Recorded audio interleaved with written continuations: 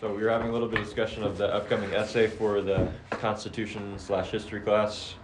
We were saying that Justin would like it to be titled "We the People or a More Perfect Union."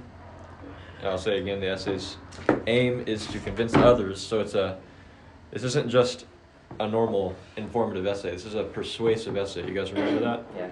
Yep. And obviously, as he says, I don't know if he says it in the text or not, but he has said that it's not just going to be an essay you're writing, but something you're going to have to be really, really familiar with, because you will actually not be using the essay when you give a presentation of the ideas you write about.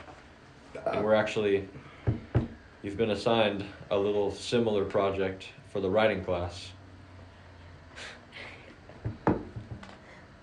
for the subject chosen by Emmanuel, which is humility and pride. So you'll be writing a pretty short essay there and then be giving a presentation without using that essay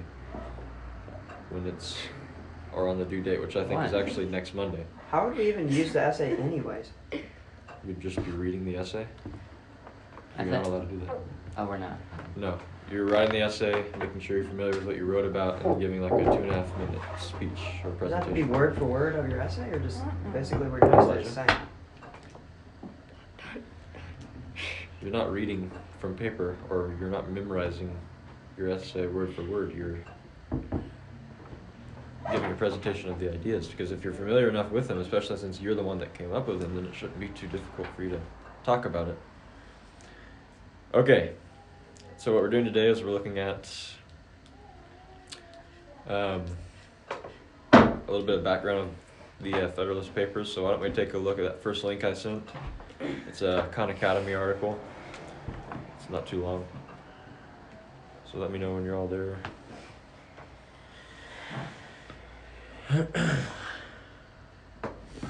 So as I already said, another reason we're looking at the Federalist Papers is because, as Justin mentioned in the text, you're almost kind of modeling your approach to the Constitution in the same way that, or after the Federalist Papers, because even their style of writing, they had remember Justin talked last time about they had a very firm and confident voice in their writing about what they were talking about. It wasn't, I kind of think this, or this would be kind of cool, like that kind of approach to writing.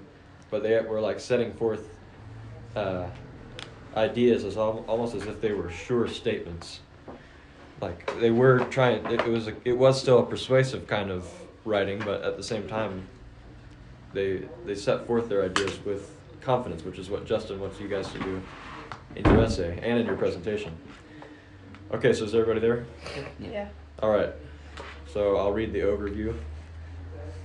The Federalist Papers was a collection of essays written by John Jay, James Madison, and Alexander Hamilton in 1788. So the collection of essays were written by not one but 3 different authors.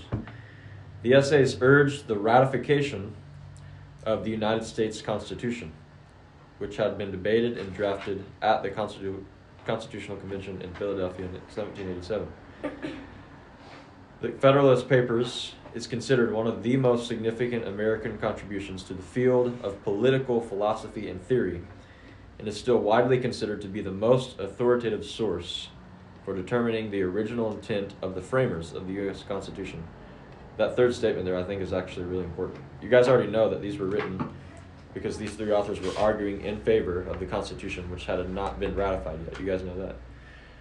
And so a reason this can serve as a good model is because that's actually what you guys are sort of doing. You're arguing in favor of the culture and the ideas that the Constitution is meant or was meant to express, which is what they're kind of doing here in their collection of these essays.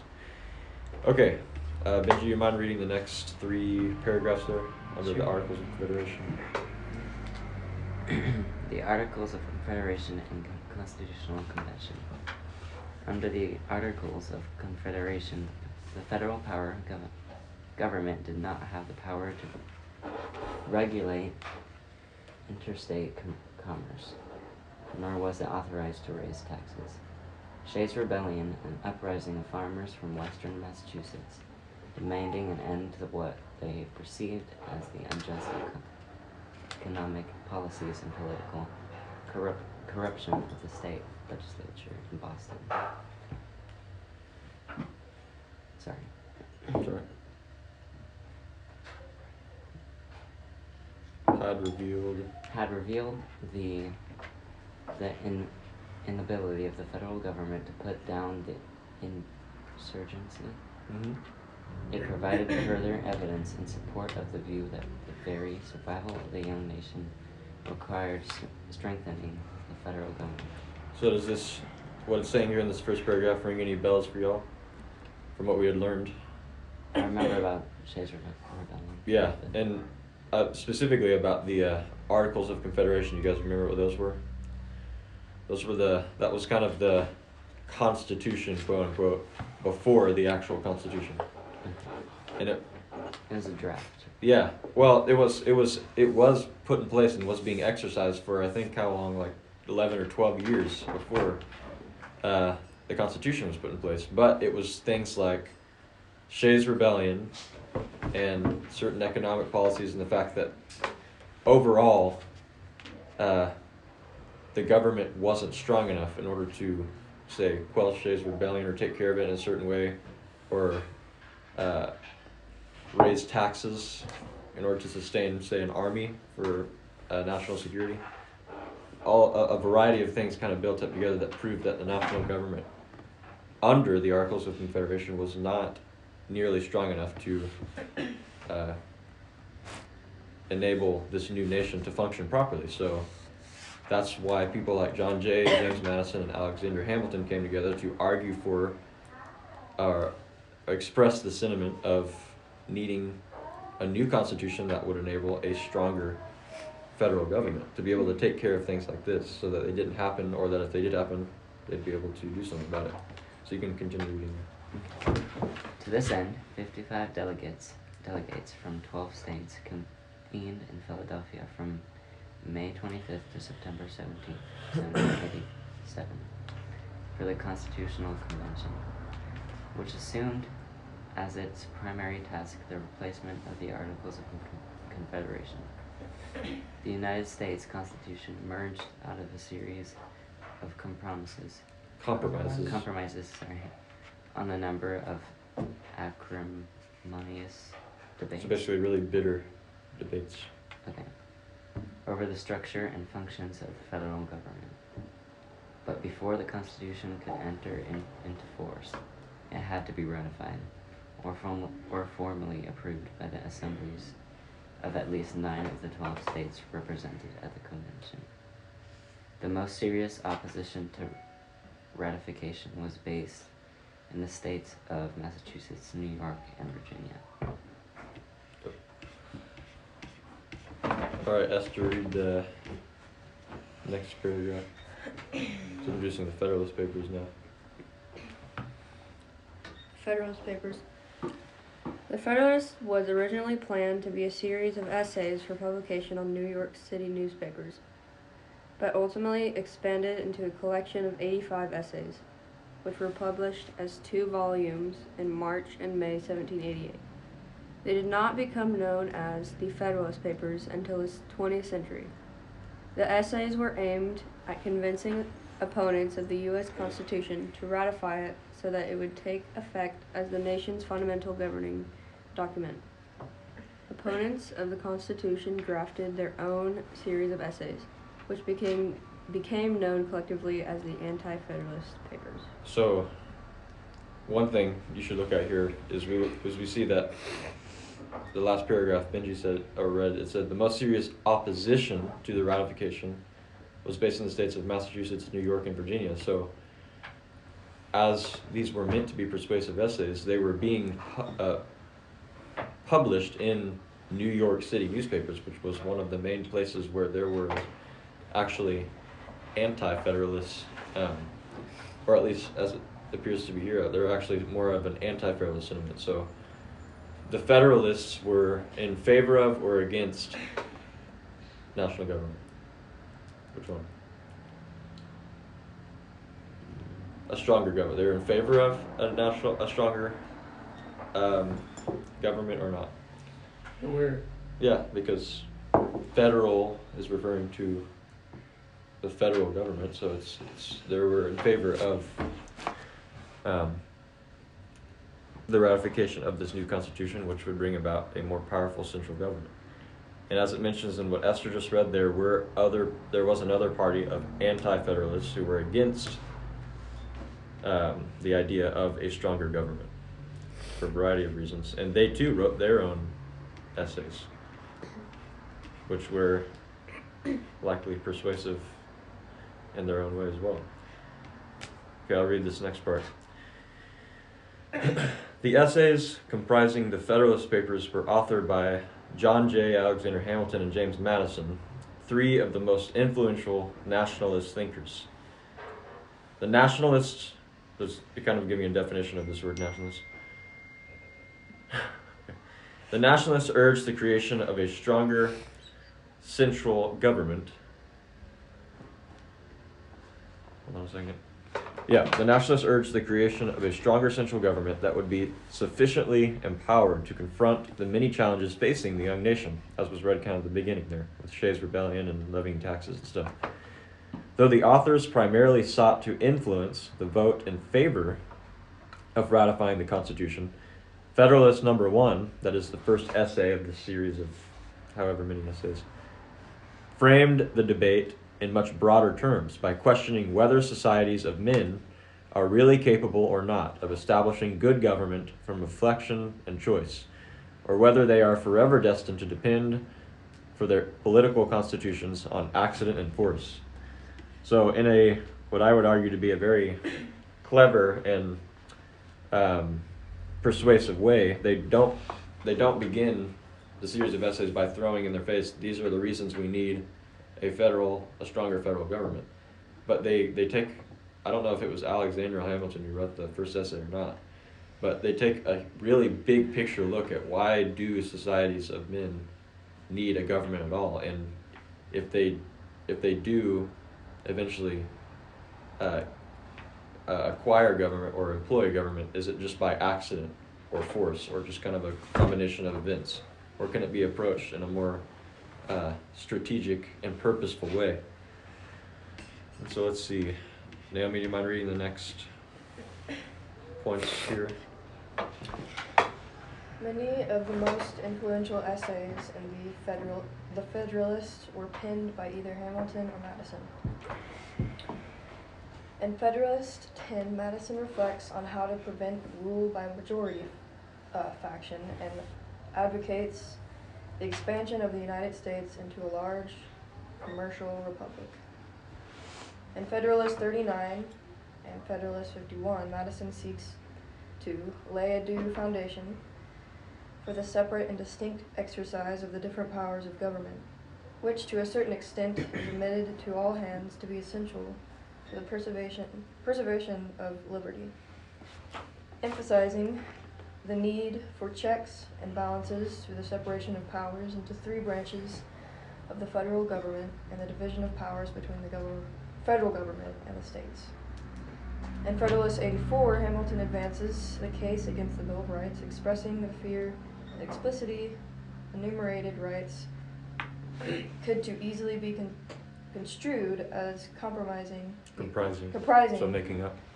the only rights to which American citizens are entitled. So, do you guys understand? It's pointing out only like 4 out of the many essays that were written as a part of the Federalist Papers. But are you understanding the themes that they're describing there for each one of those essays? Like the first one, where we have Madison here talking about still kind of big picture look into government, but it's saying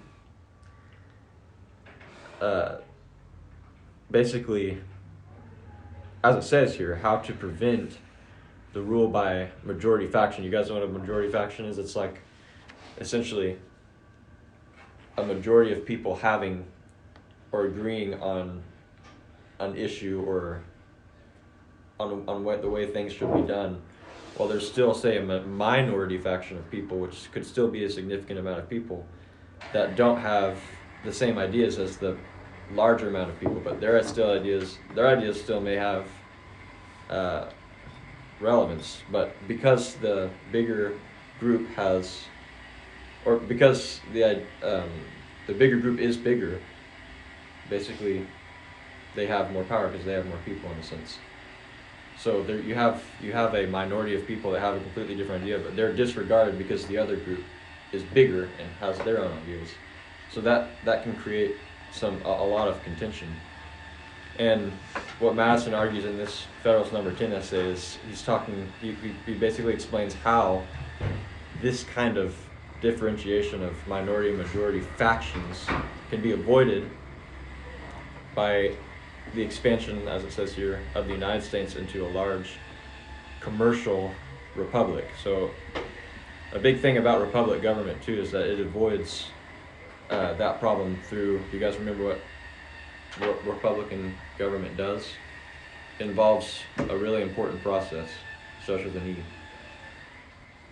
So what? Starts with an E. It's something that you do to decide who leads in your country, who will say make laws or execute those laws. Like what do we do for a president every 4 or 8 weeks? Yeah, election. That's a huge part of Republican government. And so this process of election where everybody has an ability to express their opinion and who leads the country or writes laws for the country, that avoids, or at least assists in avoiding, the problem of you have a majority of people with one idea that basically dominates the small group, which can still be a pretty significant amount of people. Remember that with what was it?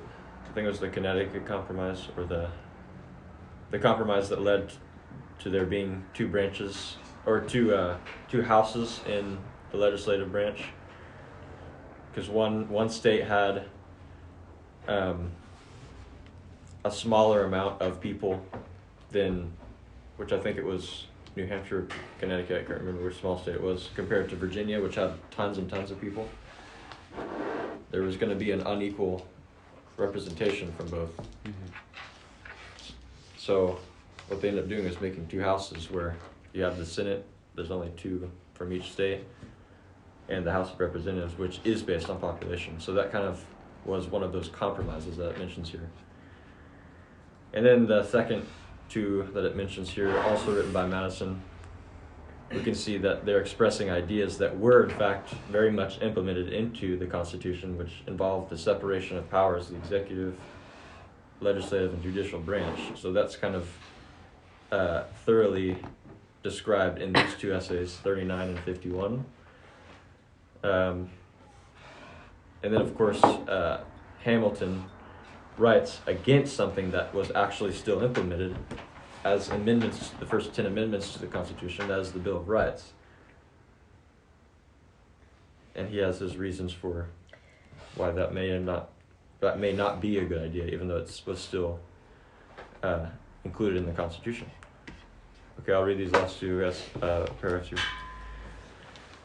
Although the primary purpose of the Federalist was to convince New Yorkers to send to the Constitutional Convention delegates who would vote to ratify the Constitution, fully 2/3 of New York's delegates initially opposed ratification. So in spite of their many efforts through these essays to convince these New Yorkers in favor of the Constitutional Convention, which in doing so they would send delegates to potentially ratify it, they pretty much all, or a huge majority of them, opposed it still. These delegates refused to ratify the document unless it was amended by a Bill of Rights. Thus, the authors of the Federalist failed in their original objective, which is kind of funny because even today they're still very much relevant. And as I mentioned before, a resource for political science or political philosophy. Nevertheless, the Federalist Papers, as what you're saying, is widely considered to be the most significant American contribution to the field of political philosophy and theory, and is held up by scholars, lawyers, and judges to be the most authoritative source for determining the original intent of the framers of the U.S. Constitution. So you guys kind of see what happened here? The Federalist Papers were introduced to do what? Why did they write the Federalist Papers?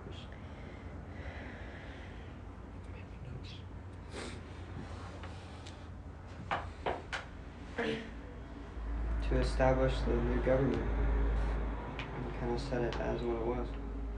To us, were they writing the Constitution then?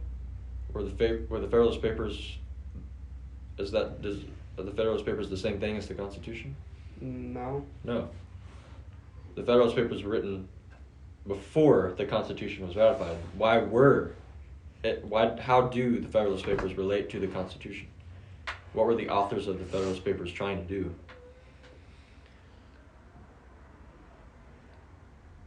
Trying to give a reason why. They were trying to persuade the people, in this case of New York, by publishing in New York newspapers these essays, why the Constitution and a stronger federal government would be a good idea. And the New Yorkers, which, as we see here, most were having anti-federalist ideas, meaning they don't like the idea of a federal government. They, even through all their efforts, still said, no, we don't want to do that, unless you offer us this, or you include this Bill of Rights. And you guys remember what the Bill of Rights is? Because we've just been going over it. Benji just did the second and third, the second, third amendment. Michaela did the first. Those were the things they wanted to be a part of the Constitution. If not, we're not going to send delegates in, and the Constitution won't be ratified. So Hamilton, Jay, and Madison were all trying to convince these anti-federalist thinkers to consider these federalist ideas. So, but the funny thing is that their intent of convincing them actually didn't work, because, as we saw here, well, I don't know exactly the case, but I would say that they may have done well and encouraged them to, even though that they asked for a Bill of Rights, which Hamilton was against. They still might have done a lot to convince people to seriously consider a federal government. So I wouldn't say that they were completely unsuccessful, but still. Okay, so go to that second link that I sent. This is on another website called Marco Learning. Like the Wikipedia one? No, it's the second one. Oh, yeah. Marco Learning. I don't know why I did that. But I think they write this in a kind of an easy to understand way. I didn't read it yet, but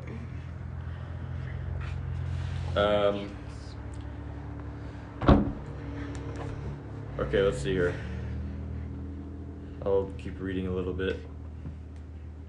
It says, after the title here, Origins, the Articles of Confederation. So it's going to do a little bit of review on the background of it, like kind of did. The Articles of Confederation and Perpetual Union was the first constitution formed among the 13 original states of the United States. It was approved by the Second Continental Congress. We know this. Let's go a little further here. So let's read the summary of this is the next paragraph. The Articles of Confederation was the first attempt by the newly independent American colonies to form a cohesive union governed by a written constitution. It established that states were united in a league of friendship and that they mutually agreed to cede some sovereignty to the central government. So there was some sovereignty and power given to the central government even by the Articles of Confederation.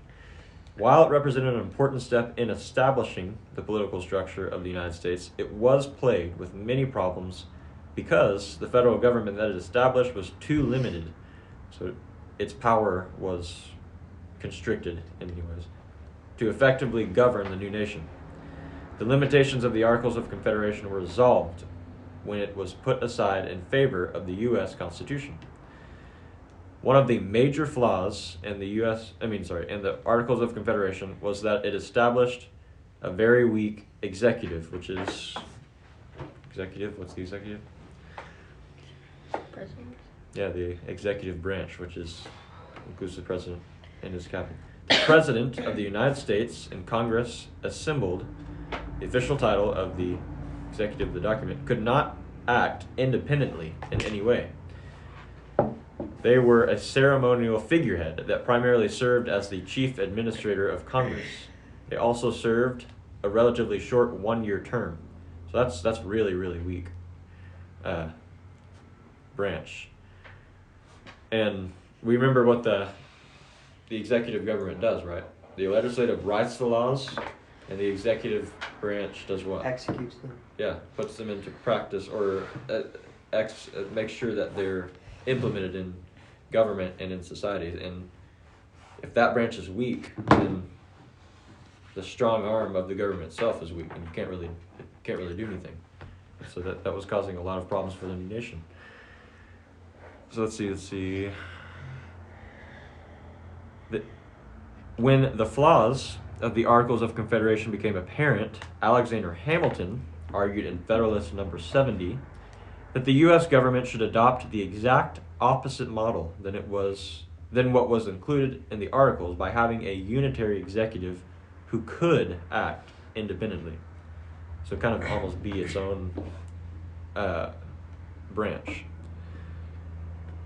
instead of dependent on the rest of government. There still are, as we know, checks and balances between the branches, but the weakness of the executive branch had far-reaching implications. I'm lost. Where are we? We're on the 4th paragraph. Beginning. The weakness of the executive branch had far-reaching implications. The fact that Congress was responsible for all major decisions, not a unitary executive, hindered the new nation's ability to develop effective foreign policy. Under the Articles of Confederation, Congress needed to have a quorum to approve any treaties. This rarely occurred, so treaties and foreign policy decisions and proposals for political alliances often languished in Congress for months. So the Congress had not only the ability to make the laws, but it also had the ability to execute them, as our president today does. But the downside to that is that you have many, many, many people having to decide what to do and how to do it. And when that happens, it's really, really slow. Does that make sense? If we were all trying to figure out a place to go for dinner or for lunch, which we are actually having to do right now, the more people that are in a part of that decision-making process, the longer it's going to take, right? Because you have a lot of different opinions. But if you have one person who you have elected before to make that decision where we go for lunch, then it's going to be pretty quick, because all he has to do is make that decision. And that's where everybody's going for lunch. That's what the executive branch does. It enables quick decision-making and effective decision-making. But he was still elected by the people involved in the group going to lunch, right? He's not a dictator. At the same time, laws that... yeah, I won't anymore. Anyways, let's see. Let's go down to the Articles of Confederation key terms. Actually, go down further than that, past the YouTube video where it says, here's what you need to know about some of the most significant of the Federalist This Papers. little one? Oh, I can hear you now. Yeah, you're at the right place. So in this, they go over... Perfect. I'm just calling to let you know we have that file edited and ready for you to pick up when you're ready to come get it. They go over a few of what they consider to be some of the most crucially important Federalist Papers. So let's take a look at number 10. So this one is important because, let's read here, it says, the 10th essay in the Federalist Papers, a collection of... Wait. So we already know what the Federalist Papers Wait, what does that mean? What? Oh, Publius. That's just a... Publius, I guess, right? It's kind of a funny fact about the authorship of the Federalist Papers is Alexander Hamilton wouldn't sign his name at the bottom, Alexander Hamilton, as if he was the one that wrote this. He actually posted the, or published the essays anonymously. You guys know what that means? Anonymously?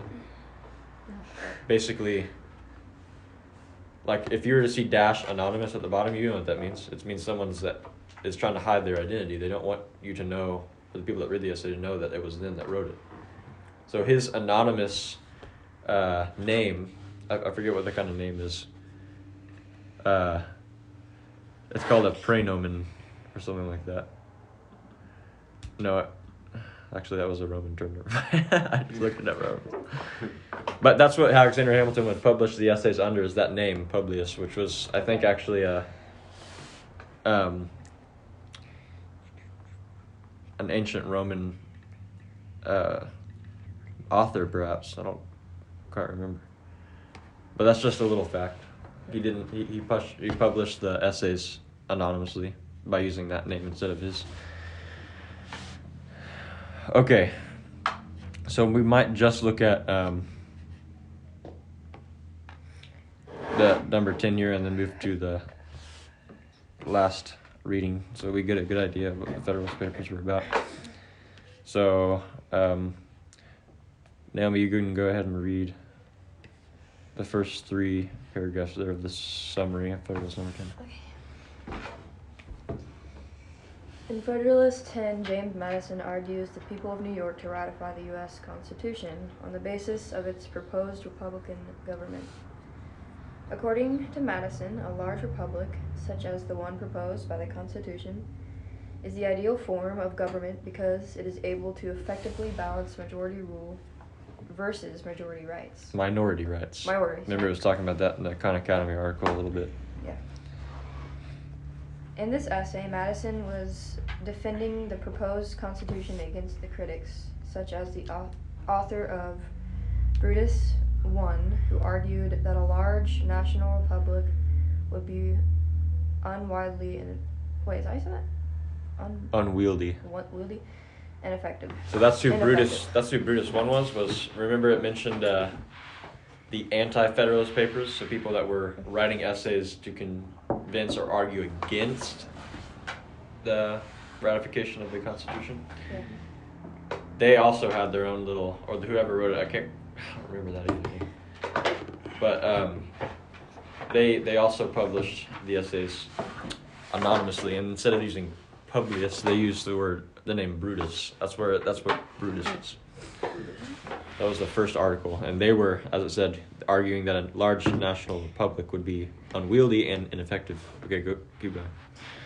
Madison supported the idea of a nationwide Republican government because he feared that both smaller republics that gave more power to states and a nationwide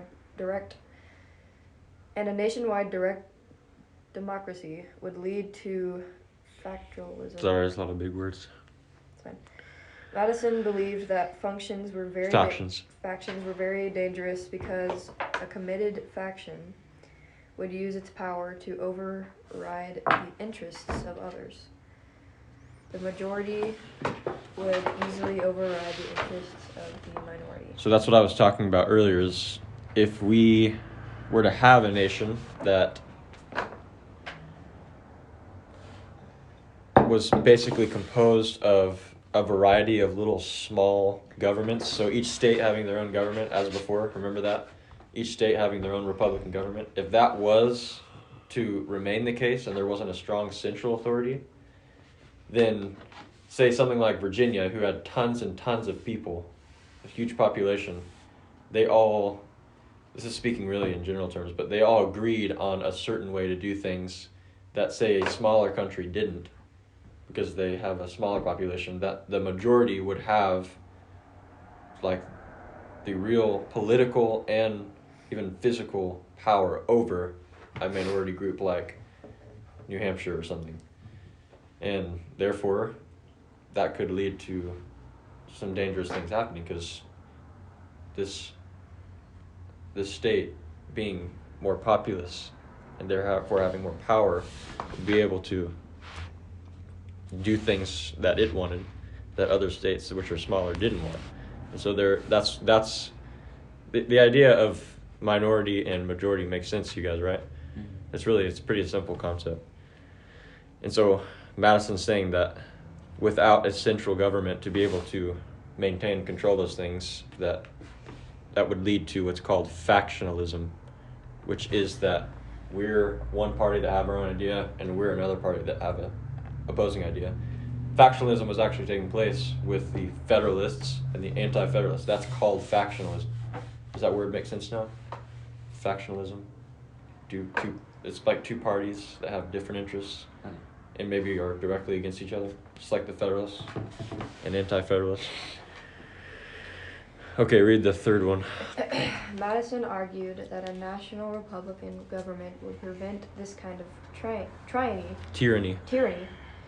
of the majority through the use of elected representatives. According to the argument in Federalist 10, a group of elected representatives is more likely to represent the actual will of a community than a direct democracy system in which the people vote directly, because the masses are easily swayed by the appeal of factionalism. Elected officials are less likely to be swayed because they are bound to represent their community's greater interests. Yep. So I'll read the last two. In Federalist number 10, Madison also responds to the anti-Federalist argument that the new nation was geographically too large to be effectively managed by a strong Republican government. Some anti-Federalists argued that the geographic spread of the United States, along with its economic and social diversity, so people were wanting to colonize further inward to the United States, thereby growing the geographical size of the nation, and tons of people were still immigrating into the United States. So a lot of diverse cultures and different kinds of people. So as a result of this, meant that it maybe was not well suited for a republic because it included so many diverse interests. Madison refuted this argument by suggesting that the diversity of the new nation, both in terms of geography or land and in terms of social and economic factors, was actually its greatest strength.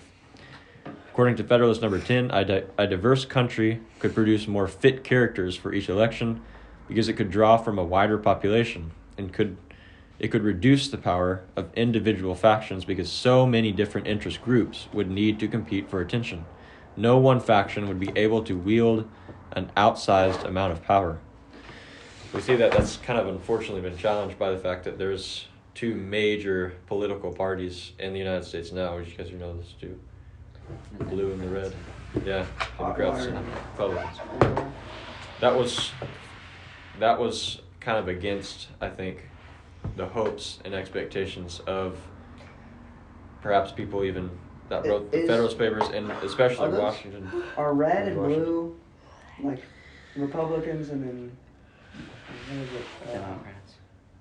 Democrats? Was that supposed to be? Is that what they wanted when they first made everything? No, for not there at to all. be two sides. Not at all. Look at the last little sentence here in the bottom. Federalist number 10 is often cited by the Supreme Court to support the argument that the Founding Fathers did not intend for the political landscape of American politics to be defined by sharp partisan divisions. Partisan referring to party, like the Democratic Party, Republican Party. So no, absolutely not. In fact, George Washington's last speech as a president, as he was leaving office after his, I think it was second term, he said that he was actually telling the people, please don't separate into parties like you're doing right now. That's my last wish as president.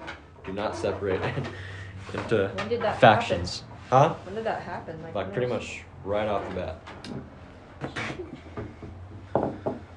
So let's look at the key terms that was expressed for Federalist number 10. This little key terms section. These are important terms to remember. Faction, that's what we were just talking about. Federalist number 10 is deeply concerned with the issue of factions. Within the letter, Madison defines factions as a group of united citizens that are adverse to the rights of other citizens or to the permanent and aggregate interests of the community. He was deeply concerned that factions driven by their own self-interest could interfere with the rights of citizens. So what becomes dangerous about factions is that, according to this majority-minority principle, that if there is a faction that is the majority, then it would override by its inherent power the minority, which is a smaller amount of people who have less power. Does that make sense? Okay, property. According to Madison, property could lead to factionalism because the distribution of property in society is uneven. Federalist number 10 expresses a concern that wealthy property owners could become an oppressive minority and that those people without property could form a faction that could force a redistribution of wealth. So this is kind of interesting. Let's see. Hello. Heidi, so we got that all trimmed up for you. So we were saying I that did make a duplicate file. majority The tends to be the original one that is still there. holds, The new edited file, but like in the just file naturally it says speaking, others majority edited, so that way you can tell versus minority. We have the majority is usually the one with power, right? override that. It's saying here that there are also cases in which, say with wealthy property owners, you actually have I don't know. the minority being the more powerful.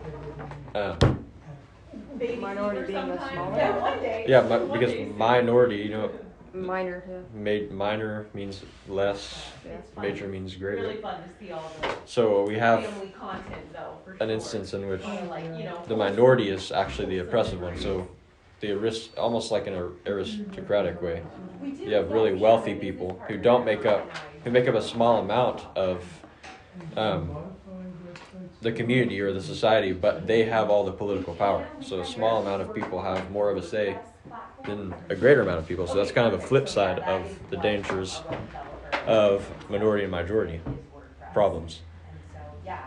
And here's a question that we were just looking at. What does Madison, you can even look if you want into what we just read, but what does Madison offer as a solution to that likely problem of majority So the and time minority? would affect, you know, the cost. Remember what he's arguing in favor of The best and way I think to what go he about says that would, specifically to be a solution to that problem.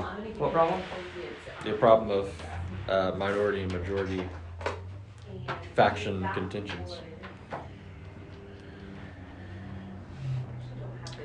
But you can email it to me and I can forward it to him. So this is me here.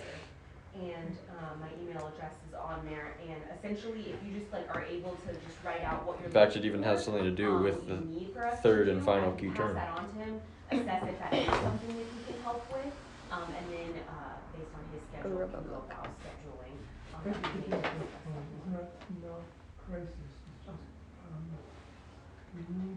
What are you asking again? It's by more people deciding, like a different group that decides. Thank you, I appreciate What do you mean? that. Yeah, definitely, we'd love to be able I to don't help.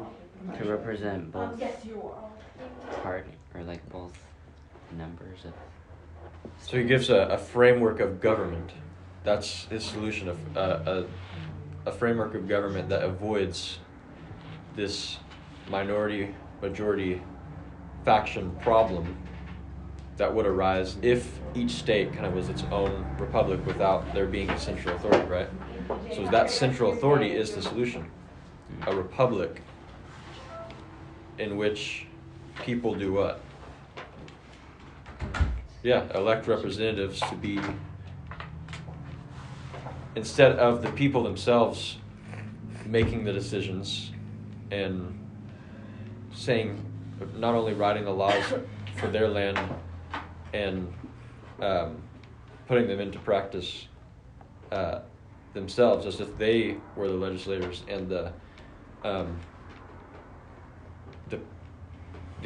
executives, but they're saying that they will elect people to do that for them in the central government. And that will help to avoid the problem of what we were just talking about. Avoid that is the solution to which problem? The contention? What kind of contention were we just discussing? I don't know the words you were using. Minority? Yeah, the contention that can arise out of minority and majority groups and factions. So let's see. Do you guys have questions?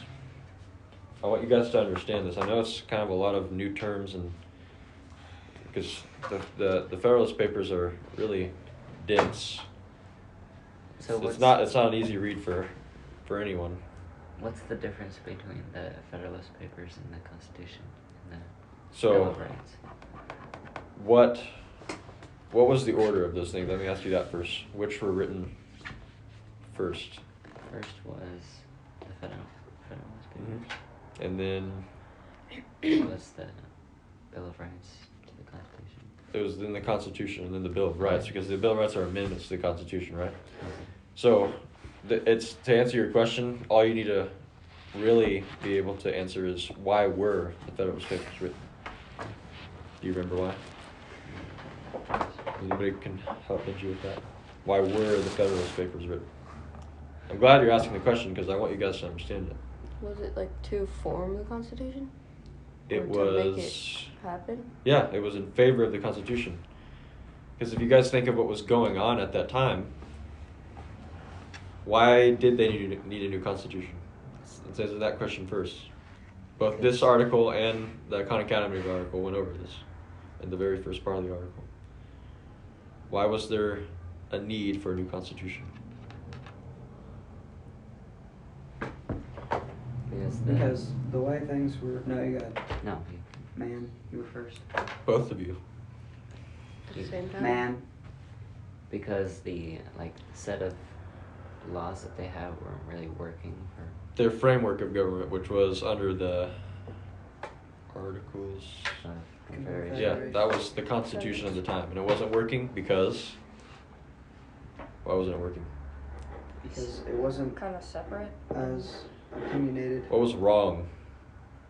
There weren't enough people making the decision. Not enough people agreed. What was lacking power? The people. Not the people.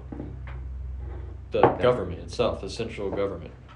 So it was to create a better Yeah, and they gave a little insight as to how it was not powerful enough, which was because the executive branch pretty much didn't mean anything.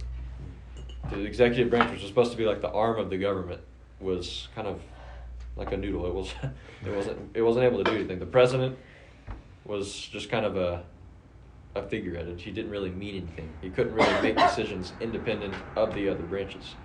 The legislative branch was the one that made decisions, and as I said, if you have a lot of people deciding where to go for dinner, it takes a really long time, and you may not even come to a decision. And so there was things weren't there was no energy. There was not anything happening, or the government wasn't able to really do anything about the problems that were arising, like Shays' Rebellion, or the ability to levy taxes, or to express some sort of control even over the states, which were kind of all acting independently. And so we have that. We have the Articles of Confederation not working. People are saying we need a new constitution. So why did they write the Federalist Papers? It's just that the Federalist Papers were written at this moment, where they see the Articles of Confederation aren't working. They're saying we need a new constitution. And what is an important thing about the Constitution being needed? Are they able to say, okay, we have a new constitution now? Or do the individual states have to express each one of their own opinions as to whether or not there should be a new constitution? It's like a vote. Each state had its own vote in a sense. So if the majority of votes were against the Constitution, then it wouldn't be ratified. It would continue as it was. So, why were the Federalist Papers written? Did all the states agree that there needed to be a constitution? No. And so why were the Federalist Papers written? To convince them?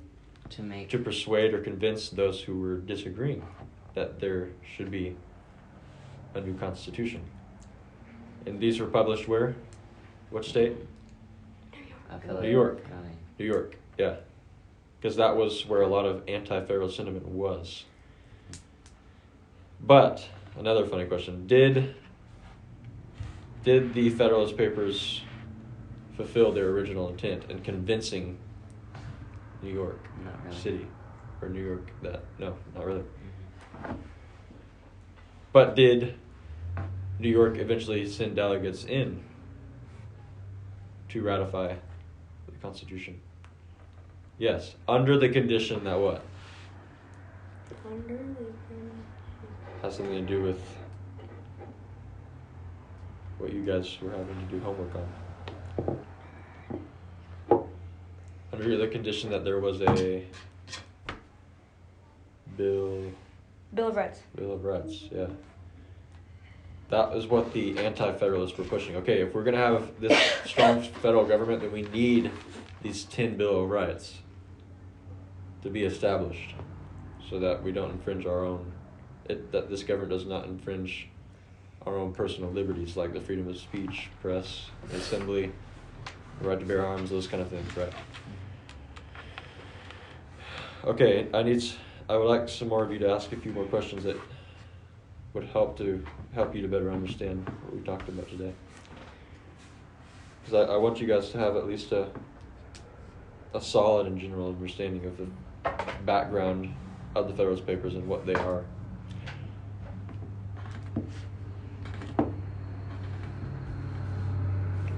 Why did the people of New York do not want the Federalist Papers? Well, different states had different opinions concerning the Constitution, or the ratification of a new Constitution. So as to why exactly, I don't really know the history behind that as much, but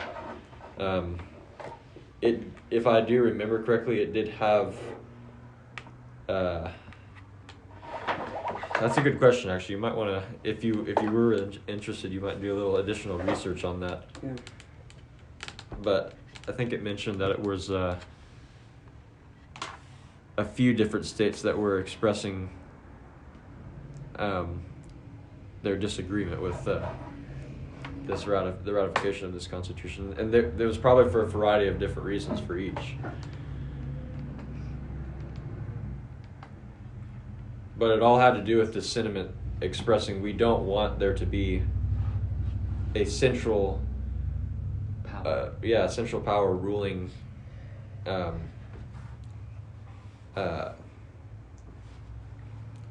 way that the states did. Well, I mean,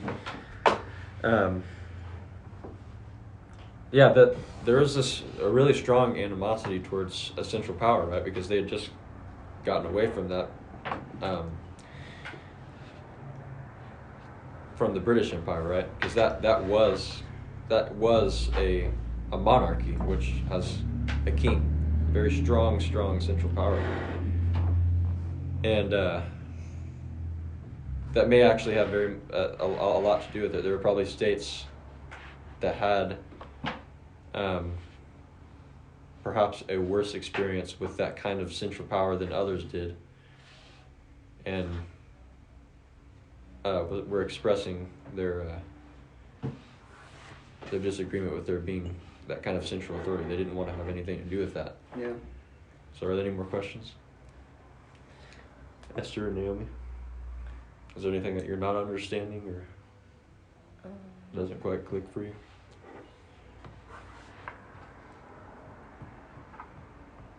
I don't think I have any questions, no.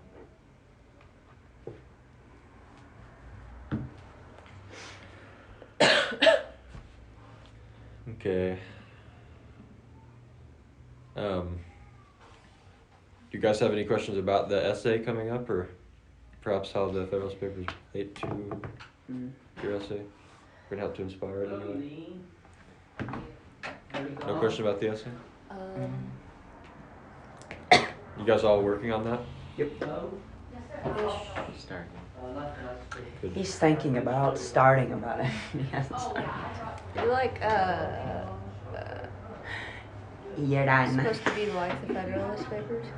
Like Well, convincing how to follow. Like, in the sense that, yes, you are trying to, in a sense, argue in favor, or Yes, and maybe it's in Lisa. obviously you're not writing why we need to ratify the Constitution, because Yeah. the Constitution's already ratified and it has been for quite a while now. But what you're doing is you're expressing.